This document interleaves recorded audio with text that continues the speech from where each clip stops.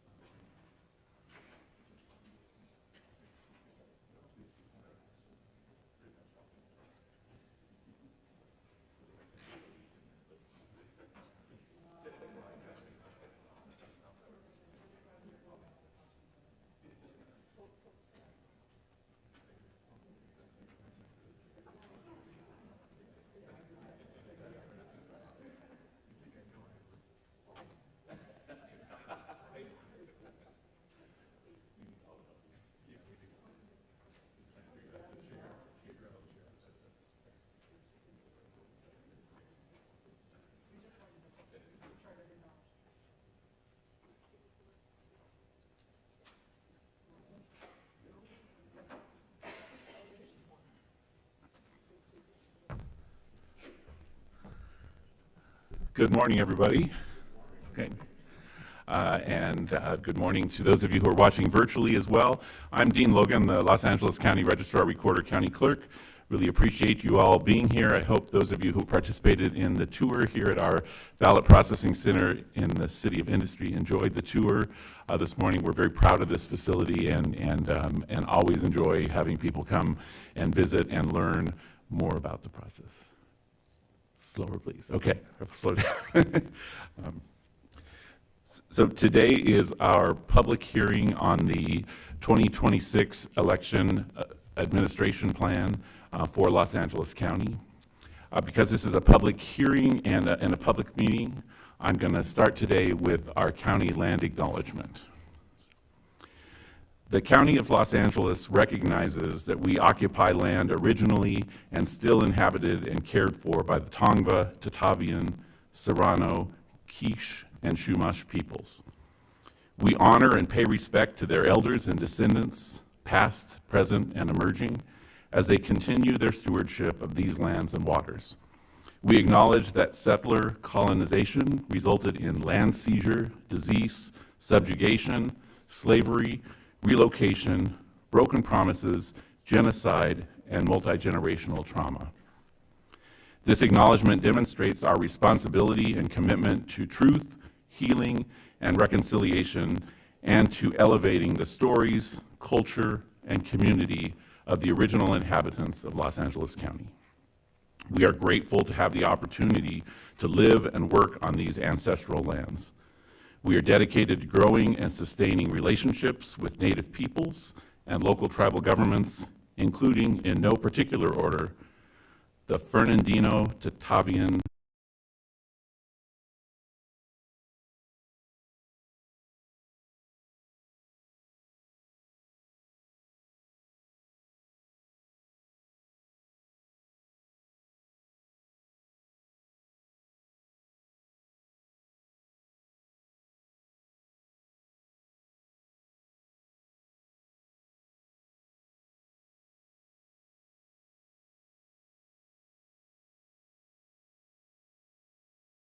Nation, Gabrielino Tongva Nation, and Gabrielino Tongva Tribe.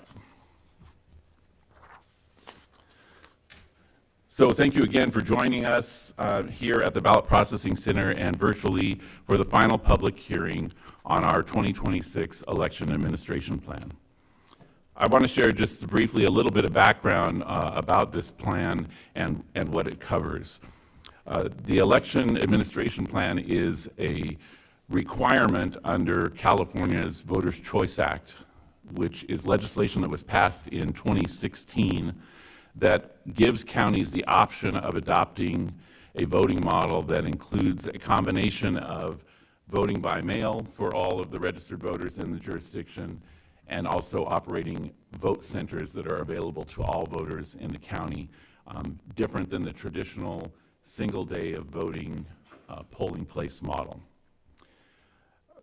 Again, the Voters' Choice Act was passed in 2016, was first adopted by some pilot counties in the 2018 election, and Los Angeles County adopted the Voters' Choice Act model and implemented it in the 2020 election, and we've operated under the provisions of the Voters' Choice Act since then.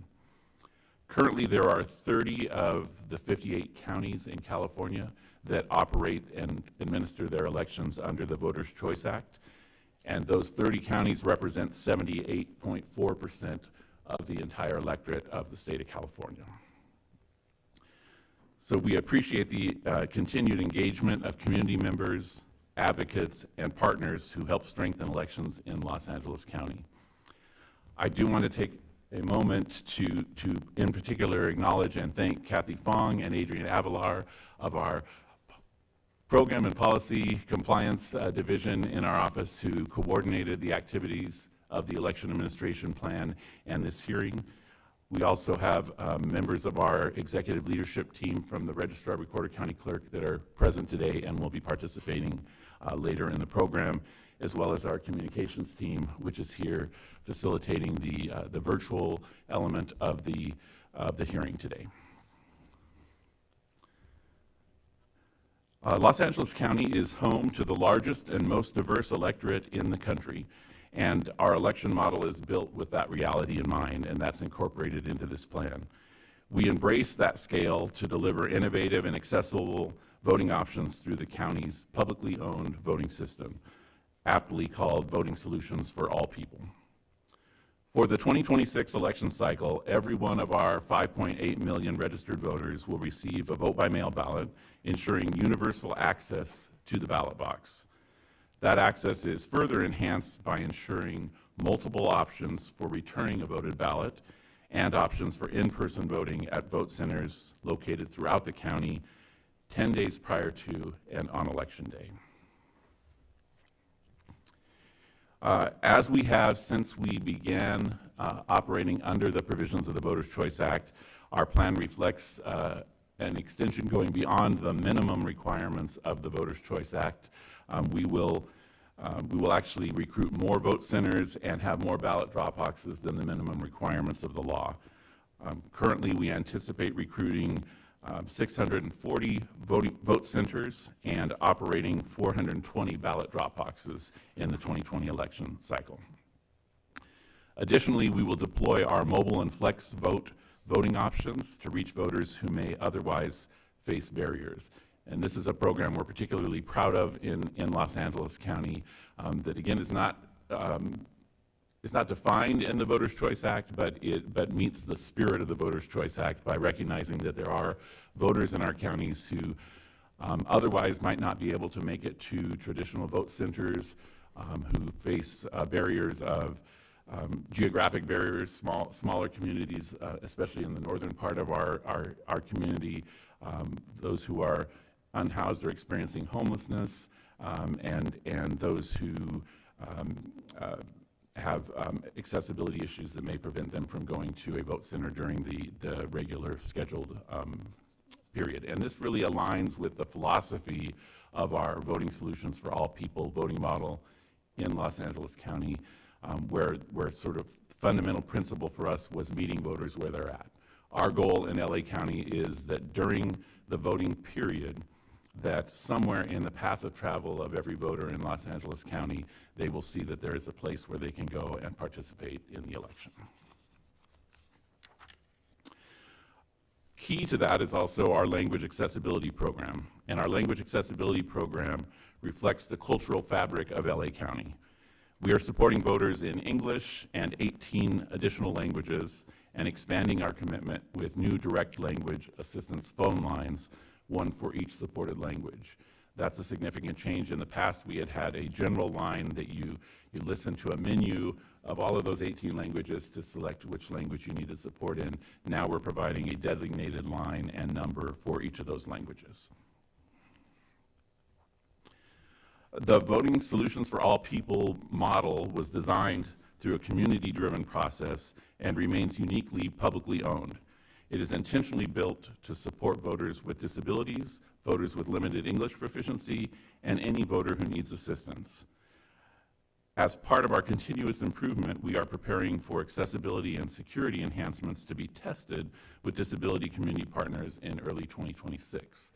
As a publicly owned voting system, we're responsible for the upgrades and maintenance of that voting system, and each time we make a change to that voting system, it has to go through the state certification and approval process, and one element of that is accessibility testing, and through partnerships with community groups and some of the people that are here in this room, we actually support that testing and approval process here in our own community. This plan reflects months of engagement with standing advisory committees that address language access, voting accessibility, and our community voter outreach committee, and many partners across the county. In total, we hosted 15 hearings and workshops, each designed to gather insights from voters, advocates, and subject matter experts. Our partners, ranging from disability rights organizations to language access advocates and civic engagement groups, played a significant role in helping us reach voters at the neighborhood level.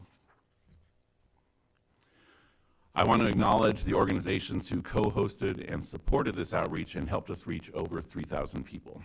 And they include AAPI Equity Alliance, Center for Asian Americans United for Self-Empowerment, or CAUSE, Communities Actively Living Independent and Free, Disability Rights California, the Korean American Coalition, the League of Women Voters of Los Angeles County, Personal Assistance Services Council, Service Center for Independent Life.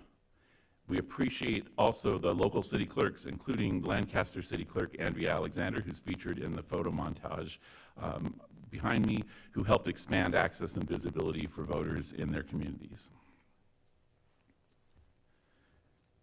Today's overview will spotlight what's new in the 2026 plan, particularly enhancements related to accessibility, language services, technology, and safety planning.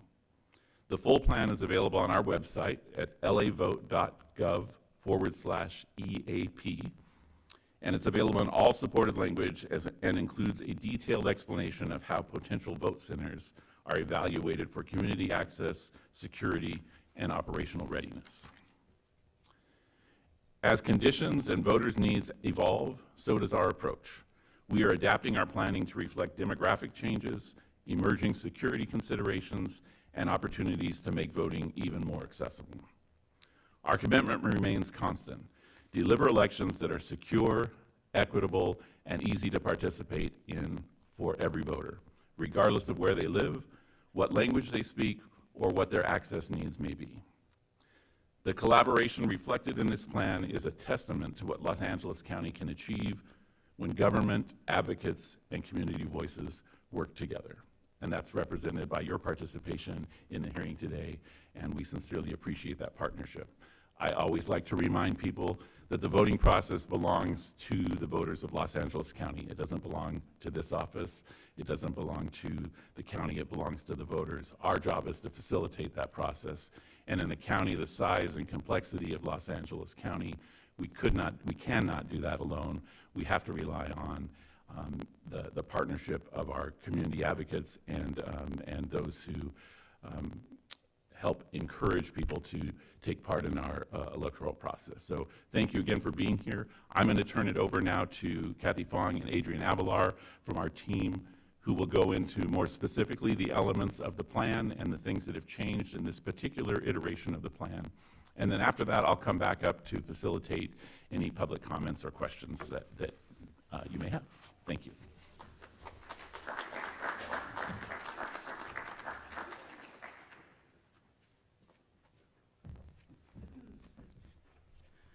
Oh, this was set up for a much taller person. All right. Welcome, everybody, and thank you for coming. I hope you enjoyed the tour today and really got to see some of the behind-the-scenes work that makes it possible for us to count every ballot safely and security. Now we're going to talk a little bit about the public-facing part of the elections. In order for our system, our processes to be able to be as accessible and independent as possible, Los Angeles County translates voting materials and provides oral assistance in 18 languages. Dean talked about those 18 languages, and while I'm talking, maybe I could ask our language and disability access team, translators, to please stand up and just be recognized, because you are the backbone of how we translate this many languages so quickly. In November, we piloted direct telephone lines for voters to call and receive assistance in one of our 18 languages. It's a big step because it's not just one telephone number where you have to navigate through English multiple times. You're calling directly to a person who speaks your language. We are excited to announce that we'll be expanding that program in 2026 to promote the numbers in ethnic media, through partner groups, and directly to voters. Adrian? Thanks, Kathy. So I wanted to highlight some of our improvements and new developments, can you all hear me, for voters with disabilities. First is our curbside voting. This is a service that allows voters to vote from their own vehicle. This is for people who can't physically access the vote center. In the past, you used to get service by calling a number, and then an election worker would come out and assist you. That number is still there, but what we also have expanded on is our election workers go out and rove every 15 minutes to check the curbside voting area. This ensures that if a voter comes without a phone, for example, they can get assistance quickly, and it just really improves our services for voters with disabilities. Next is our American Sign Language. So we have on-demand interpretive services available at every vote center. So this assists voters with disabilities who need that service to be able to check in and cast a ballot at a vote center. Next, in our election worker training, we've added a new video that provides our election workers with best practices for working with voters with disabilities. We recruit over 10,000 voters for a major election. This is oftentimes the first time they may have worked with somebody with disabilities. So it's really important that we equip them with best practices to make sure that all of our voters get the best experience. And then we also do our vote center accessibility surveys. I know some of you in this room may have observed one of those processes before. We have teams that go out and assess. It's a very thorough assessment. They look at things like public transit, parking spaces, path of travel. They ensure that all of our voters who visit a vote center can access it safely and effectively. And they also create mitigation plans so that for sites where there may be a barrier, we're able to overcome that for the election. As Dean mentioned, we've had some 15-plus sessions where we've listened to community, where we've gone out into the public to hear about this election administration plan. One of the feedback ideas that we got was, hey, could you put all of the new vote centers and proposed new vote centers and drop boxes into a interactive map that we could see online where you could overlay the two of them together. And our team, and I really want to thank our IT team, put that together very quickly. And if you want to check it out, you can just scan that QR code. But it gives you the ability to be able to see the locations that we're looking at right now to be able to place in 2026. Now, I should mention, we're still communicating with those locations to secure each one of them. Sometimes they're available, sometimes they're not, but right now they are in the process of securing each one of those 640 vote center sites to be available for 2026. That full list of potential locations for both the vote center and the drop boxes is available in that election administration plan that you have in front of you at the very back in the appendix. If you're watching online, you can get that by going to our website, lavote.gov/EAP. Okay.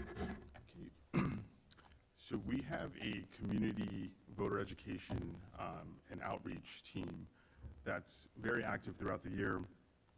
We ramp up as we get closer to an election, but what this team does is participate in community events throughout the county. We work with partner organizations to provide resource fairs, provide information on voting, services available. This is something that's available throughout the year, so we encourage you all, if you have events or know community organizations, that would be a good partner to reach out.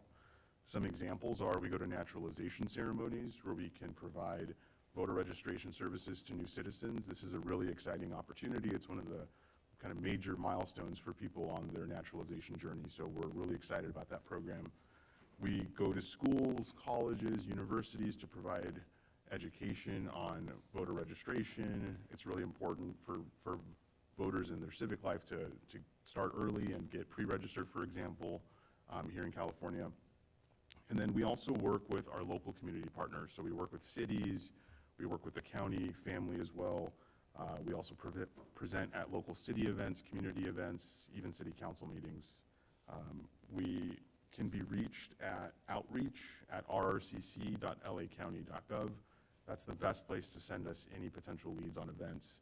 We're constantly going to different events year-round. It just so happens that we've got a good portion of our outreach team and our media team who have been the people who brought you on the tour at the BPC, but they're also the smiling faces every time you've got an idea for an outreach opportunity. So perhaps I could ask the outreach and graphics and media team to just stand up and be recognized.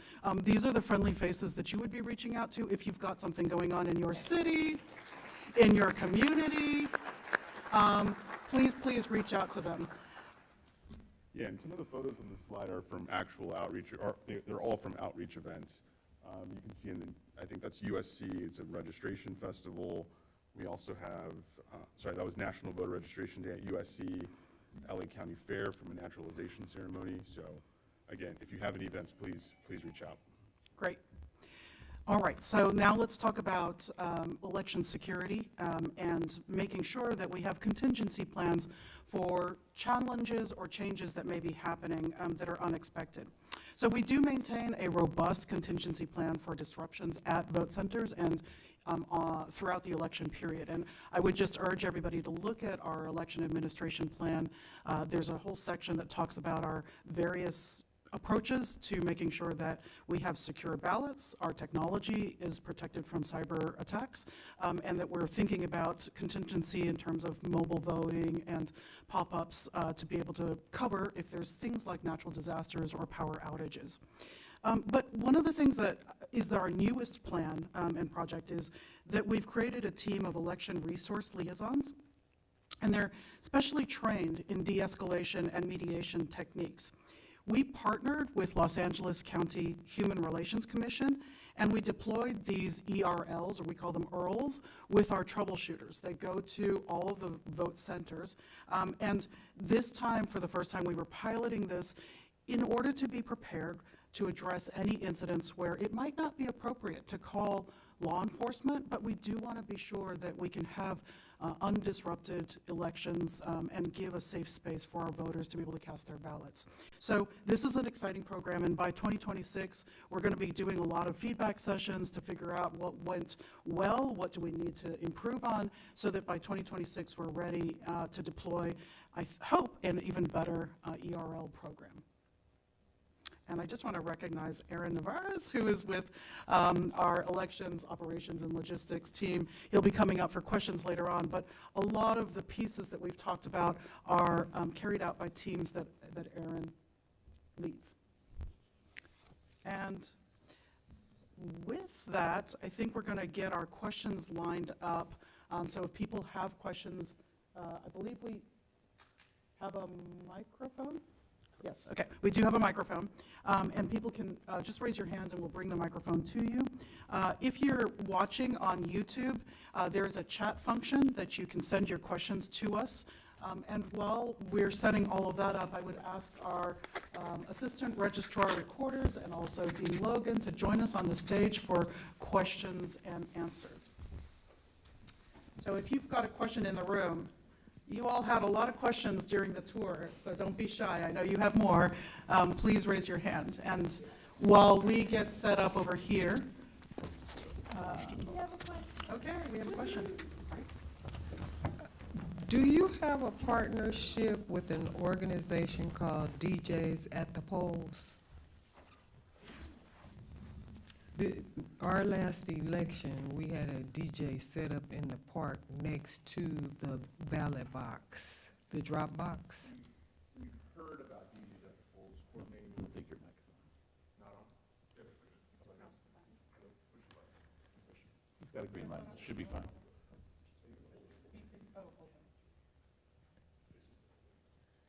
And it created quite a stir with our park staff because nobody knew anything about them So, coming.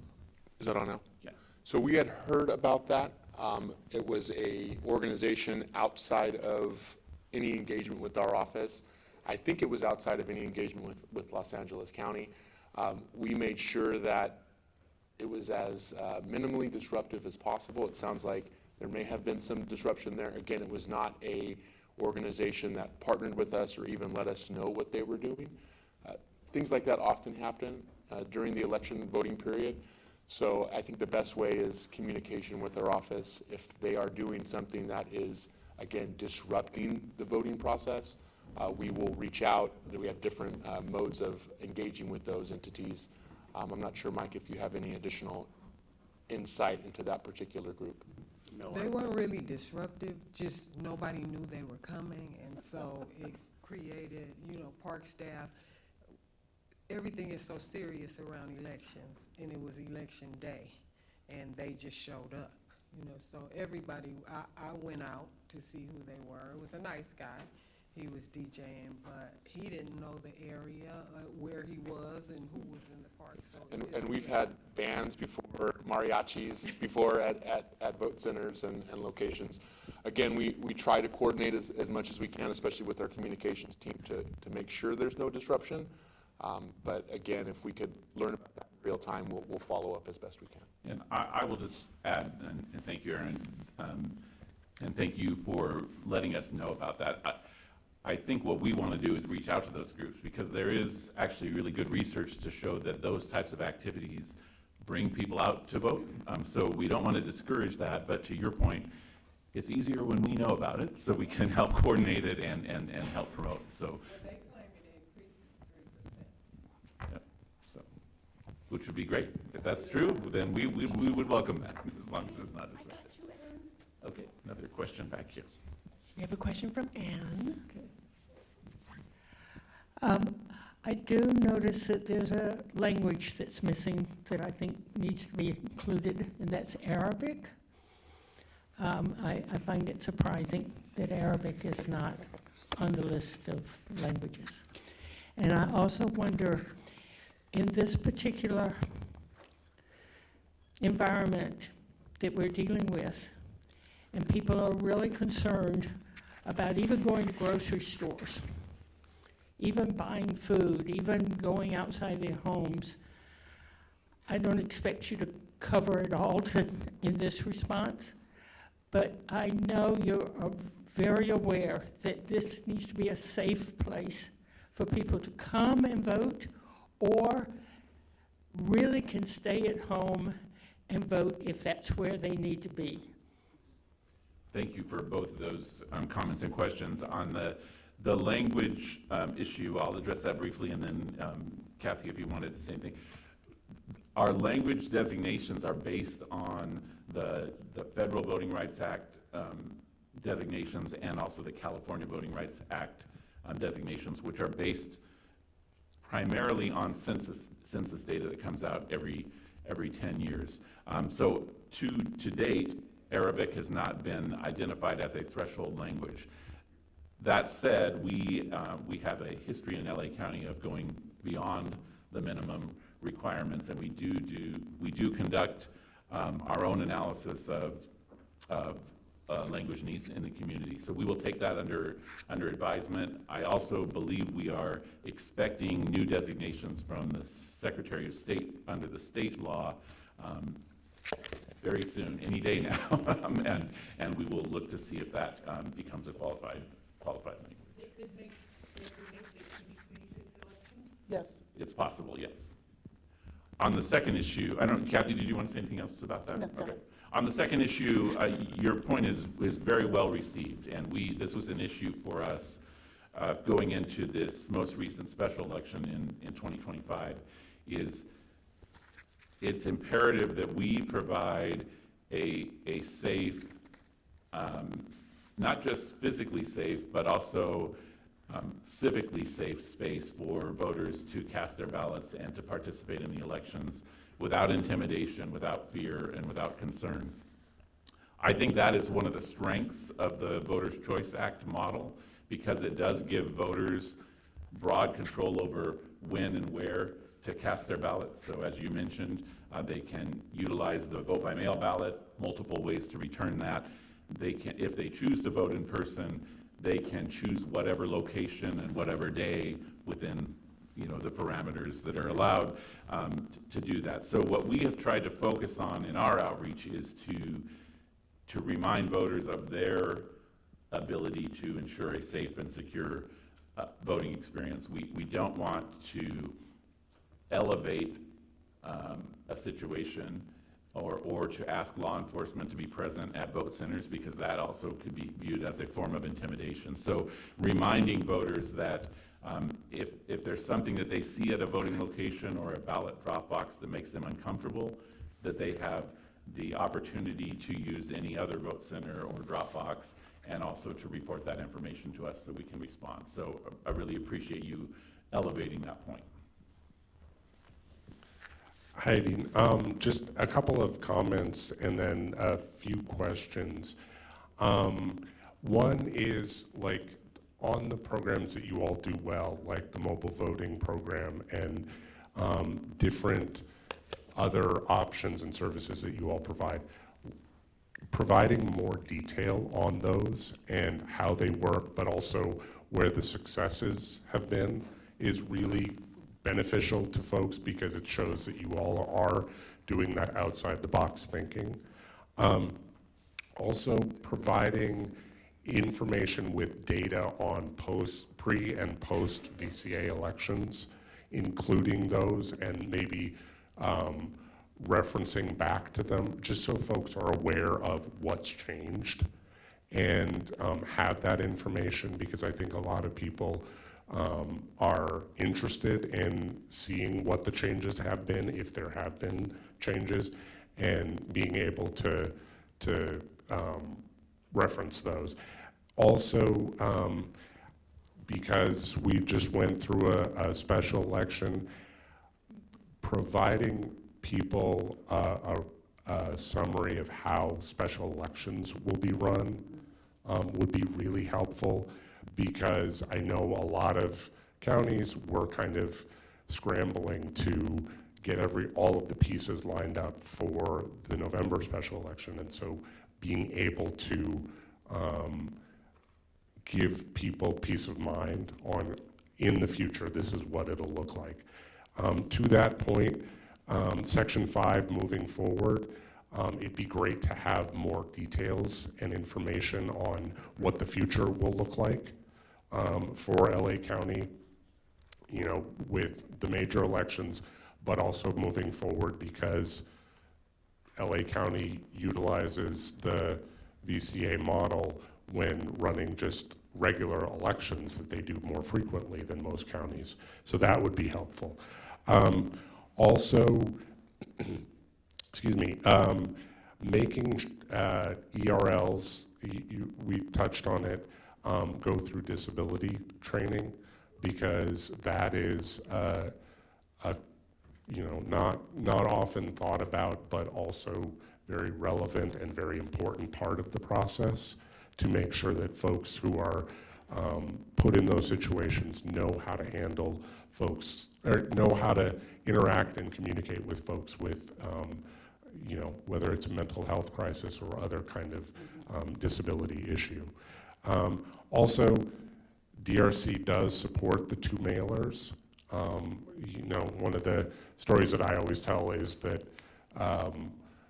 you know, I remember ahead of the 2020 election and the 2018 election, I was talking with a number of folks that were like, you know, kept saying the same thing, like, yes, I've received 17 mailers. I know when the election is, but as frustrating as those, you know, that extra mail is, it's doing its job, because people know where to go, they know when to go. So, let me see, I think that was it. Yeah, but Gabe, I hope that you're reading from something that you wrote down, and it's. oh, trust me. Oh, Trust okay. me. So was tear like- that page out and hand that to us, or give us a comment. We have extra Oh. comment sheets. We want to be sure that we're capturing it, but also that it's coming from you. So, Yeah, that brings up my next question, is when are public comments officially, when's the deadline for them? So today will be the last day for public comments, Okay. because we've had about 2 months now. And then we'll be taking all of those public comments in and making any final adjustments to the election administration plan. We will post the final version based on those comments. It will be up for 2 weeks. Our challenge will just be to make sure that we have all of that in time for the Secretary of State's stated deadline, which will be in early January. But I think we will take final comments from people to make sure that that election administration plan is as thorough as possible. I'll just say, each change that we make to the election administration plan, much like a State of the Union, it's not just words, it's actually things that go through a process that ensures that there is responsibility and accountability attached to it, and that if we say we're going to do it, it actually happens. So it's something where we spend a little bit of time to make sure it happens.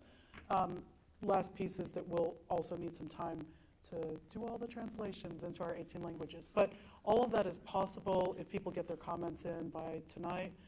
If you're dying to write us an essay and you don't have time tonight, give us a quick email and we'll hold it out for you. So short answer, we'll get them to you yesterday. Yesterday? Yes, Okay, great. yes. Thank you. So I'll just comment real quickly on a couple of things that you brought up, Gabe, and Gabe is a great partner in this work, and you can tell by the comments that he made, but just so to kind of make it relevant for context for everyone else and for people who might be participating virtually, your point about the special elections, I think, is an important point. There's a lot of discussion in the state about the Voters' Choice Act model and how it applies to special elections. This last special election was unique in a lot of respects because it was a statewide special election and it was a very highly public issue. Typically, our special elections are much more low-key, usually for a vacancy for a member of the legislature or Congress or something of that nature. So I think it is, I agree with you that it's important that we pull the data from that special election and compare it and use that as helpful information going forward in terms of any changes that may be proposed to the Voters' Choice Act. I also, and it may surprise you, may even surprise some of the people on the stage, that I think we are generally in agreement with you about the two mailers. I think there are other jurisdictions across the state that are concerned about that, rightfully so from a cost perspective, because it is costly, obviously, for 5.8 million registered voters. But for a county this size and this diverse, the mailers actually also allow us not just to remind people when the election is, but we typically use the first mailing as a way to remind voters that they can sign up to get voting materials in one of the required languages. And that's better for us because if we know that earlier, then we can mail them their voting materials in that language rather than mailing them in English and then later in the election having them request them in another language. So the mailers, we have found them to be useful and actually flexible in terms of sharing other information that's critical in the voting process. So thank you for that.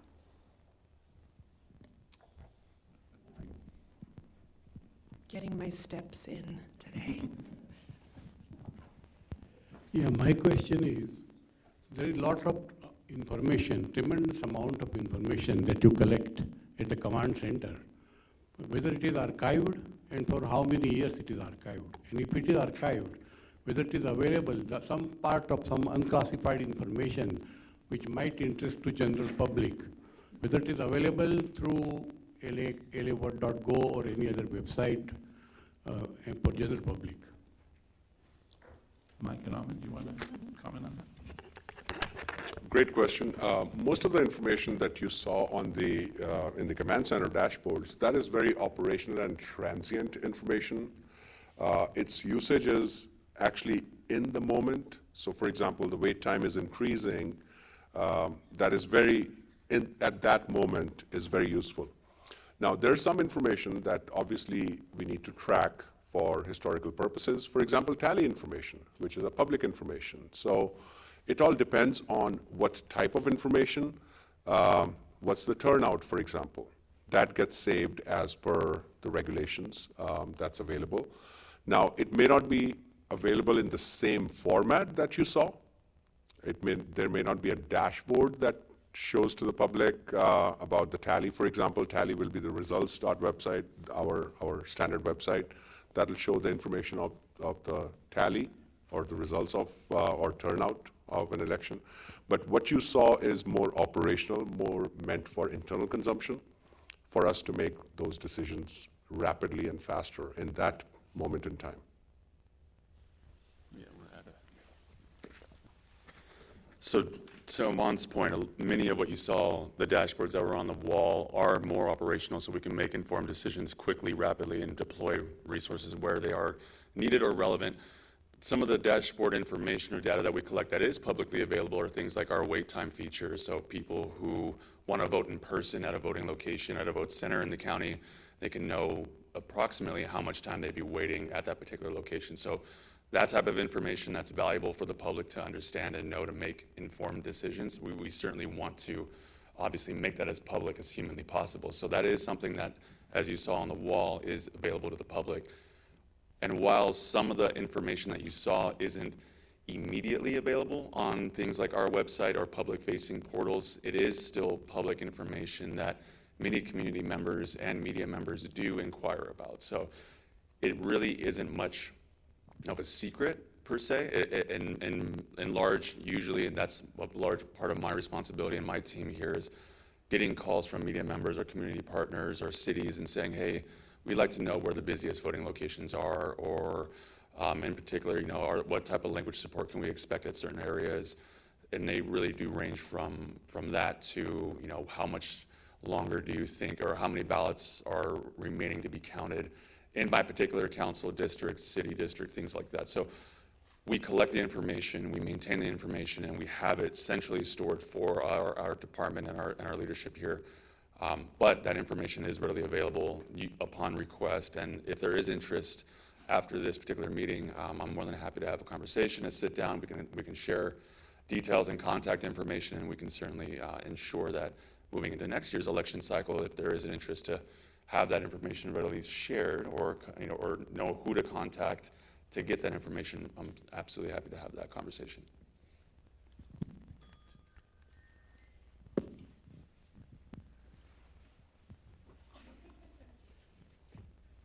On my way. I'm just going to preface this, whatever you say, please write it down on your comment card, because I know it's going to be good. Oh, thank you. I also want to start by saying I'm Nancy from Cause, and we've just really enjoyed collaborating with all of you here at the LA County Registrar, Recorder, County Clerk's office. But so much of what I'm about to say is about challenging us to do more in the spirit of knowing that you all adapt to that, and I really do appreciate that. For me, a few of the things that come to mind, and I'm not sure if it's an edit, it's more of like, I think what you were sharing about the spirit of collaboration. One is more about the vote center wayfinding on site. We were just having a little bit more clarity around the signs, especially even with the curbside voting. What are the ways that we can have user interface and back and forth so that each vote center is easier to find, easier to use? I think for us, what we love about the technology and the command center, I would love to see translators in-person real-time updates. If we know wait time, I know this is something we've been floating around, but I think for us, we know that you can vote at any vote center. It would be amazing to know who was where, live time. And I think for us, because we also enjoy community events at vote centers, and we do see not just more turnout, but people really enjoying and having positive memories with voting, which is what our organization does a lot. I would love to know which of the vote centers you're working with are open to those kinds of collaborations. Because even if we know who would be open to it, I think for us that collaboration can start with a connection from all of you, and also just an openness to having an event there that facilitates it to not be a surprise park pop-up.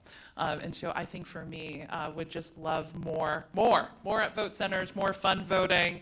And one thing on the mailers that I think would help a lot of our communities also in language is knowing, I would actually promote that the audio is available in multiple languages on the, or at the vote centers on the, Ballot marking devices. Ballot marking devices. I was like, what are they? The ballot marking devices when you send out the mailers, because I think sometimes the hesitation to going to a vote center might be there isn't someone, but if you know that the translated ballots are on there, and I think even if family members know, we know we can at least get you to that ballot marking device and you can do the work. So we think that also the audio is such an amazing thing to have available in multiple languages, and not everyone knows it's available in audio. And so just wanting more people to know, more marketing. And then also we would love to partner more on some of our digital campaigns. And so what does that look like in collaboration? We actually did a scavenger hunt for drop boxes, which was really fun. But like, we know that all of you are open to it. We love doing the community things. And so that's kind of everything I had all at once, but mostly how do we work with you to engage our communities more? These are just some ideas of how we could do it together. So thank you. Thank you, Nancy. I really appreciate the comment about the audio balance. So that's really good feedback. And maybe even having a QR code that gives a sample of what that audio is like, so they actually know what they're going to experience when they go to use the equipment. Yeah. Okay. I want to check in with our team. Do we have any remote participation questions? We do. Moderator. User VGWHCSA says, please describe the security for drop boxes, such as surveillance, particularly to prevent things like fires being started in the drop boxes, which has happened in other counties. Aaron? Sure. So, great question. And one thing that I like to always point out is drop boxes have actually become the #1 way in Los Angeles County for voters to cast their ballot, surpassing vote centers, surpassing even USPS. So it's become a very popular way, and so we want to not only make sure that it's accessible and convenient, but to your point and to the point of the question, to make sure that it is secure. So a couple things to note. The regulations surrounding drop boxes are prescribed in state regulations, so all of our boxes have to meet those security regulations, and so all of our boxes do. There is not currently, as part of that regulation, a requirement for drop boxes to be under camera surveillance. Now, many of our boxes are under camera surveillance, so when we try to locate these boxes in an effort to have them be as accessible as possible, we also try to partner with the city, the community group, wherever we're having that box, to see if it can be in a location where the box can be under camera surveillance. One other point that well, maybe a couple other points. We have also, in a collaboration with our IT team, piloted cameras where we know we have had issues in the past on particular boxes, to have an additional set of eyes via a camera to identify that. We're exploring to see if that makes sense to expand. The other thing to note about our drop boxes is our drop boxes on a daily basis are picked up and really monitored by staff. So there isn't a long length of time where these boxes are sitting without someone checking them. So on a daily basis, teams of 2 are going to every single box, collecting the ballots, securing the ballots, and getting them back to our vote centers. So we have a good set of eyes on a daily basis. And I think the final point I will say is, with respect to the fire, we understand, luckily, in Los Angeles County, we have had only one box that actually was set on fire. What we know about that particular incident, it was not I'll say an attack on voting. It was a more indiscriminate box, someone wanting to set it on fire. So we have had one incident over, I think, the last 5 years that we've been doing this. And the final thing I'll say is we partner with Los Angeles County Fire Department to review our processes, review our boxes, and to ensure that if there's any additional protections that we need for our boxes, that we have those in place. And we will be doing that again in advance of the 2026 cycle. We are aware of the 2 incidents in the Pacific Northwest. And again, we're tracking those closely to ensure that we have the best protections as possible for our drop boxes. Thanks, Aaron. I'll just add just a couple of details of that. One is that of the 2 incidents that occurred in Washington, Oregon, the less destructive one was based on the construction of the actual box, and the good news is that is the vendor that we use for our boxes. So our boxes are actually designed. They're hard steel, they're heavy, and the slot is in a manner that even if you insert something that's ignited, there's very little air inside the box, so it will go out quickly. So, and that is what happened in the one incident that we had. In fact, there was actually more damage done by the fire department responding to that fire than there was from the actual the actual event. But it was a good learning experience for us. Nothing else remotely? Other comments from here in the room? Yes. Hello. So I am interested in hearing and knowing if the county has additional plans or a certain goal in mind when hiring bilingual poll workers.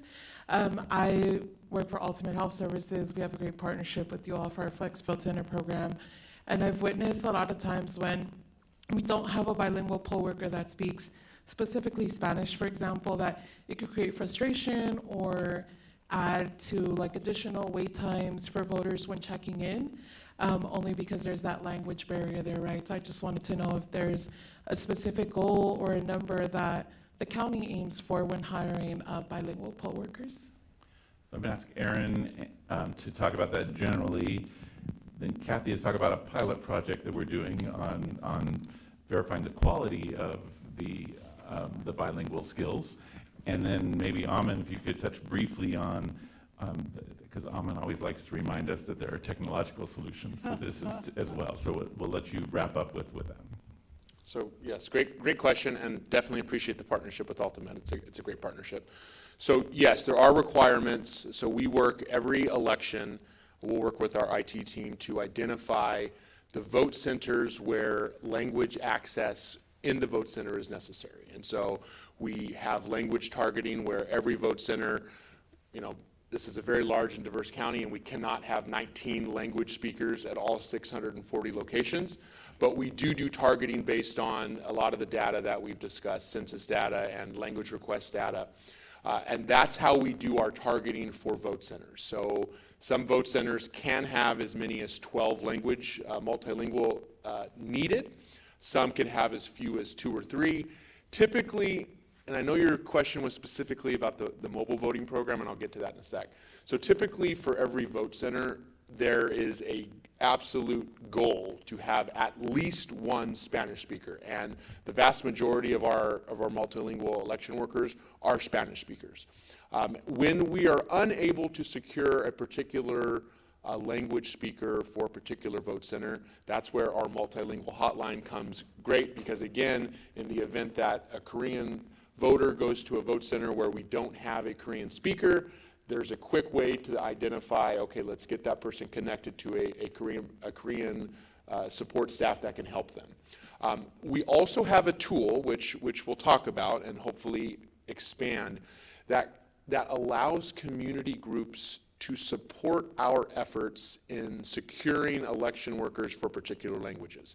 And that's important because we might need 200 Korean speakers, but we don't just need 200 Korean speakers, we need them in 200 distinct locations. And so many of our Korean speakers can be clustered, and so we want to make sure that we work with the Korean American Coalition or others like CAUSE to identify not only do we need a Korean speaker, we need them at this location. So that's the vote center part of things. For mobile doesn't have those same requirements because, as you know very clearly with our partnership with you, is our mobile teams and our flex teams and even our pop-up teams can be deployed anywhere at any time and often don't have the same requirements because they're bouncing all over. Now, we do also try to have a Spanish speaker at all of those as well. We're not always successful in that, and that's something that we can take back. There's also breaks and lunches and things where we might have had someone who's now on break, but it is something that we're very intentional about, and something that, again, if we're focused on mobile events in particular communities where that's necessary, it's something we want to press into. We did that in the special election where we had a pop-up at Boyle Heights at a vote center that we really wanted to focus on, and we were intentional about ensuring that there were Spanish speakers there. So we're not perfect, but we strive to provide excellent service. So I'll turn it back to Kathy.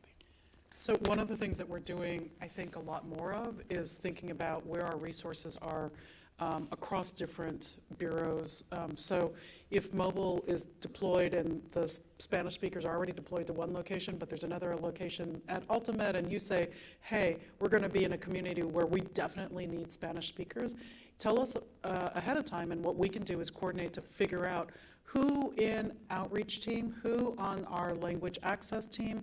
Are there other staff who speak the language that you're looking for, languages that you're looking for? And we've now become much more integrated in being able to deploy folks to be able to speak Gujarati and Telugu and Burmese. I happen to be looking at those translators right now, to go to those locations and provide that service. Now, the thing that Dean just mentioned, we deploy about 5,000 people to the vote centers who speak Spanish. About half of those are county workers, and good news is that when they're county workers, there's a whole process for them to get recognized that they speak Spanish. The other half we recruit from the community, and so one of the things that we're now doing is just making sure from a quality control perspective, we're checking in with those folks and making sure that the Spanish that they speak is good enough to be able to give the voter the experience and the assistance that they really need. So checking off a box is important, but the additional thing that we're doing is making sure that the communication is a quality one. Last thing that I'll just say is on finding locations, and this goes for everybody in this room who is connected to a community. You've got an event, you've got a location, you've got an opportunity for us to come out. If you know that your service population or the place that you're serving or the people who attend your festival or who live in your city have certain needs, tell us in advance, and our outreach team or our LIGO team or our language and access and disability access team will work to make sure that we're bringing the right team to be able to provide the service and the assistance that's necessary. And in order to help the language accessibility needs, we're always exploring technologies that can help us in some way. Technologies like artificial intelligence, they can definitely help. One thing I want to make very clear is that we've established some core principles of using AI. Our intention is not to replace the human workers. I think AI can be leveraged as a tool, as a helping tool that can take off the edge when needed. Things like conversational needs. We've already deployed some devices in a pilot. Those are small devices, interpretation devices, where people can talk in different languages. We're exploring the use of call center technology, where two individuals speaking in different language over the phone can still understand each other. We're going to be piloting an AI technology that can help us filter out or test the language skills of the staff that we hire. So various technologies are going to be tested. Again, we don't want to jump onto the new fancy thing just because it's popular. We are very deliberate because there are considerations, whether those are security, whether those are operational considerations, those all have to be well thought through. Again, our philosophy is that technology is a helping tool rather than replacing what humans do. We rely and value a lot on human, and I'm sure language accessibility experts can understand there are nuances of different languages, the accents, the regions, the metaphors. Technology or machines can never replace humans. That's our philosophy, but we still want to leverage it to help us.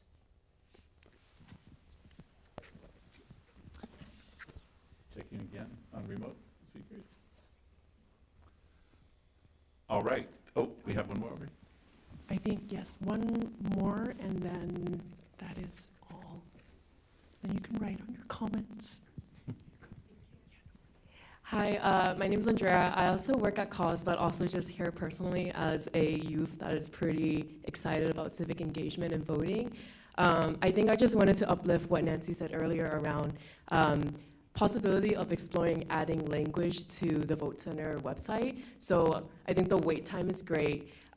If we can just know from a community level where there are assistance in certain languages. So for example, if I want to find, my mom speaks Chinese only, and so if I know that the Vote Center in Chinatown at the moment doesn't have someone who speaks Chinese, but there is a Vote Center in San Gabriel that has a Chinese speaker, I think there's so much value, and we would rather drive to San Gabriel to just guarantee that we can speak to someone in that language. And so if there is a way to add that to the website, live time, we know that things happen day of, and maybe a volunteer can't make it anymore, and we know things come up. And so if there's the live time updates on the website where we can just look online and see if there's assistance available, I think that would be really helpful.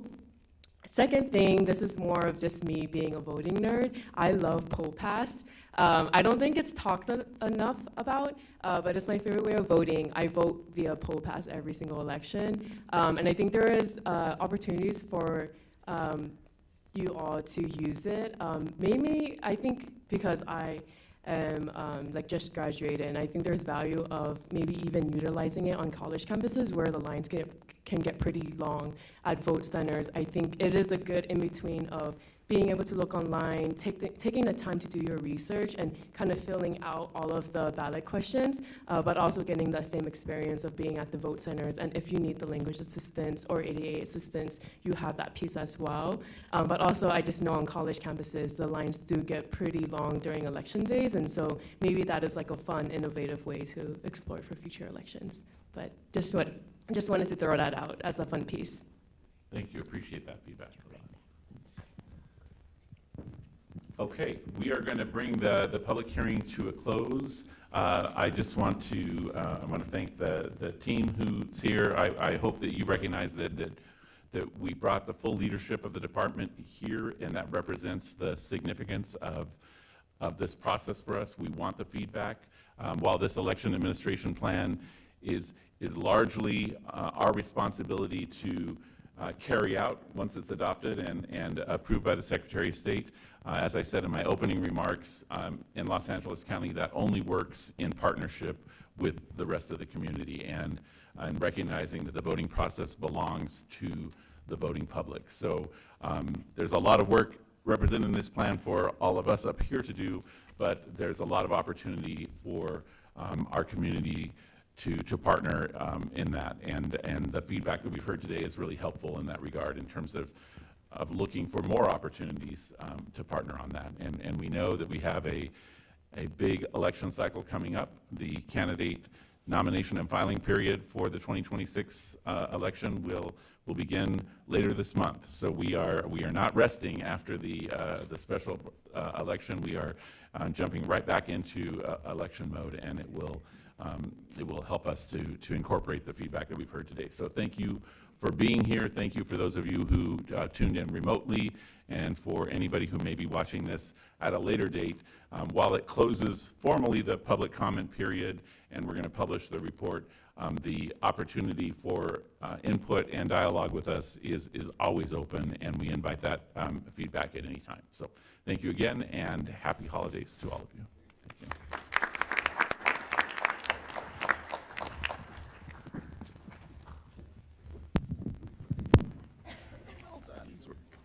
I have a really important announcement, which is we have these big stickers that Mike is standing next to. It's in this room.